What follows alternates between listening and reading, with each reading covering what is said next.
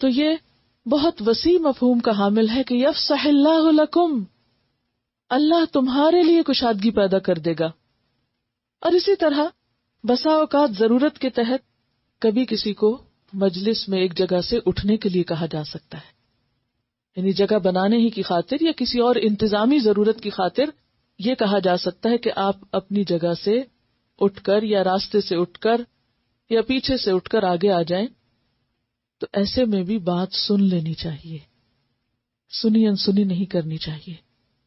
وَإِذَا قِيلَ انشُزُوا فَانشُزُوا، جب کہا جائے کہ اٹھ جاؤ تو اٹھ جایا کرو، کیونکہ انتظامی ضرورت کے تحت بسا اوقات مجلس کے اندر تبدیلیاں کرنا ناگزیر ہوتا ہے، کیونکہ مثلا ذکر کے حلقوں میں گیپس نہیں چھوڑنے چاہیے، لوگوں کو اکٹھے ہو کر بیٹھنا چاہیے، بکھر کر نہیں بیٹھنا چاہیے، کیونکہ جب لوگ اکٹھے ہو کر بیٹھتے ہیں تو ان پر ملائکہ اپنے پر پھیلاتے ہیں، ملائکہ بھی اس سرکل کے اوپر، اس حلقے کے اوپر حلقہ بنا لیتے ہیں.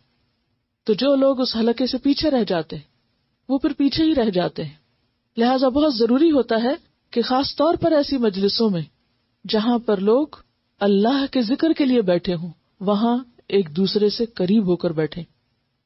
تو اس ضرورت کے لیے بسا اوقات ایک شخص کو اپنی جگہ چھوڑ کر دوسری جگہ آنے کے لیے کہا جا سکتا ہے.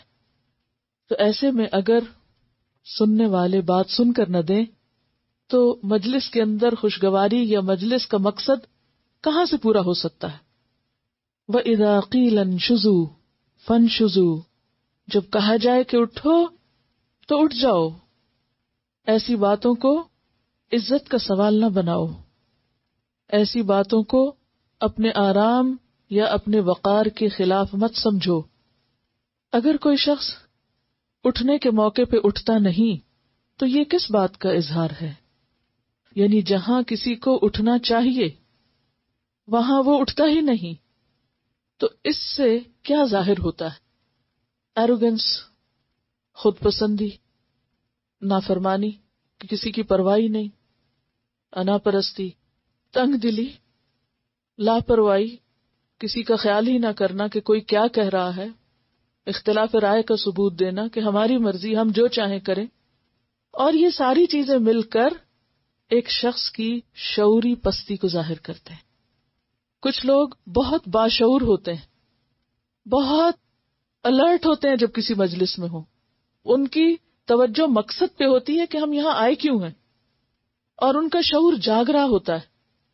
ان کی پوری توجہ اس مجلس کے اندر ہوتی ہے کہ مجلس کا تقاضا کیا ہے، مجلس کی ضرورت کیا ہے. کیونکہ ہر مجلس کا اپنا ایک رنگ ہوتا ہے نا. جیسے آپ نے دیکھا ہوگا کہ آپ اگر کسی آفیشیل میٹنگ میں جائیں تو کیا ہوتا ہے، وہاں ہر کوئی اپنی مرضی سے تو نہیں ادھر ادھر بکھر کے بیٹھتا. کسی سیمینار میں جائیں، کسی شادی میں جائیں، کسی پارٹی میں جائیں، تو ہر مجلس کا اپنا ایک رنگ اور اس کی ایک ضرورت ہوتی. یہاں تک کہ وہ پارٹی ڈریسز تک ڈیفائن کر کے دعوت نامے کے ساتھ بھیجتے ہیں کہ آپ کو اس مجلس میں یہ لباس پہن کر آنا ہے اور اتنے منٹ پہلے آنا ہے، اور چیف گیسٹ کے آنے سے پہلے آپ کو اپنی جگہوں پر بیٹھنا ہے. یہ سب آداب کیوں بتائے جاتے ہیں؟ کیا مقصد ہوتا ہے ان آداب کا؟ تاکہ جس مقصد کے لیے سب کو دعوت دی جا رہی ہے وہ مقصد پورا ہو. اسی طرح جب ہم کسی مجلس میں اللہ کے نام پر حاضر ہوتے ہیں تو اس مجلس کا بھی اپنا ایک رنگ ہوتا ہے، اور اگر ہم وہاں اپنی مرضی شروع کر دیں تو ہم اس مجلس کی برکت اور اس مجلس کی تاثیر کو نہ صرف یہ کہ خود اپنے اندر جذب نہیں کر سکتے بلکہ دوسروں کے لیے بھی مشکل پیدا کرتے ہیں. ہم صرف خود کو نہیں محروم رکھتے، اوروں کو بھی محروم رکھتے ہیں. لہذا جتنی بھی مجلسیں ہیں دنیا میں، ان میں سب سے بہترین مجلس وہ ہے جو صرف اور صرف اللہ کے نام پر بلائی گئی ہو یا بٹھائی گئی ہو یا اکٹھے کی گئی ہو.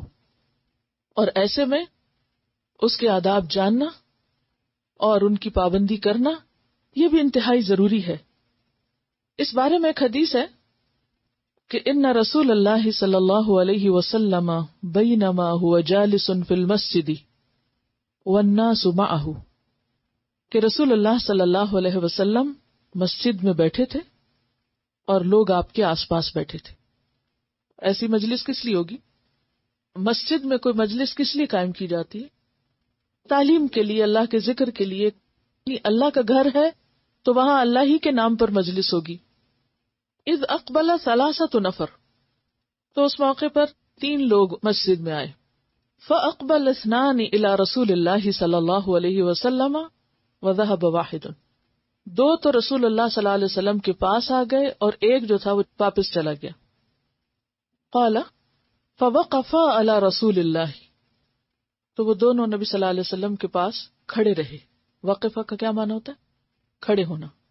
ایک تو چلا گیا، اندر آئے، جھانکا، دیکھا اچھا کوئی مجلس ہو رہی ہے. 2 آ گئے اور آ کے کھڑے ہو گئے، اور ایک جو تھا وہیں سے وہیں چلا گیا. اب یہ جو 2 تھے، فَأَمَّا أَحَدُهُمَا، تو ان دونوں میں سے ایک نے یعنی کیا کیا، کھڑے ہو کے جائزہ لیا کہ کہاں جگہ خالی ہے. فَرَآ فُرْجَةً فِي الْحَلْقَةِ فَجَلَسَ فِيهَا، تو اس نے دیکھا کہ ایک جگہ خالی ہے، ایک جگہ پر گیپ ہے، تو وہ وہاں آ کر بیٹھ گیا. وَأَمَّا الْآخَرُ، تو دوسرا، فَجَلَسَ خَلْفَهُمْ، تو وہ ان کے پیچھے ہی بیٹھ گیا، یعنی جہاں کھڑا تھا وہیں بیٹھ گیا. وَأَمَّا الثَّالِثُ، اور تیسرا، فَأَدْبَرَ ذَاهِبًا، تو پیٹھ پھیر کے چلا گیا. فَلَمَّا فَرَغَ رَسُولُ اللَّهِ صلی اللہ علیہ وسلم، نبی صلی اللہ علیہ وسلم جب اپنی گفتگو سے فارغ ہوئے، یعنی مجلس ختم ہونے لگی، قال الا اخبرکم، فرمایا کیا میں نہ بتاؤں تم کو، عن النفر الثلاثۃ، ان تینوں لوگوں کے بارے میں کہ اللہ نے ان کے ساتھ کیا معاملہ کیا. یعنی تینوں کے پاس چوائس تھی اور ہر ایک نے اپنی چوائس استعمال کی. اما احدہم، تو ان میں سے ایک وہ ہے، فآوى الی اللہ، اس نے پناہ لی اللہ کی طرف، کیونکہ اللہ کے نام کی مجلس تھی. فآواہ اللہ، تو اللہ نے بھی اس کو پناہ دے دی، یعنی اپنی رحمت میں. وَأَمَّا الْآخَرُ، تو دوسرا، فَاسْتَحْيَا، شرما گیا. فَاسْتَحْيَا اللَّهُ مِنْهُ، تو اللہ بھی اس سے شرما گیا. وَأَمَّا الثَّالِثُ فَأَعْرَضَ، تیسرا جو تھا وہ منہ موڑ گیا. فَأَعْرَضَ اللَّهُ عَنْهُ، اللہ نے بھی اس سے منہ پھیر لیا. یہ بخاری کی روایت ہے، حدیث نمبر 66. تو بات یہ ہے کہ ایسی مجلسیں اپنی قدر و قیمت کے اعتبار سے بہت اہمیت کی حامل ہیں. ان میں شرکت کا موقع ملنا اور پھر اس مجلس کے آداب کو ملحوظ رکھنا دراصل اللہ کی رحمت کو حاصل کرنے کا ذریعہ ہوتا ہے. اور اس مجلس سے منہ موڑ جانا اور اس میں کسی قسم کی کوئی دلچسپی ظاہر نہ کرنا اور اس میں ہوتے ہوئے بھی نہ ہونا یا اس میں خلل ڈالنا کسی قسم کا، یہ کسی انسان کے خلاف بات نہیں جاتی بلکہ اپنے ہی خلاف جاتی.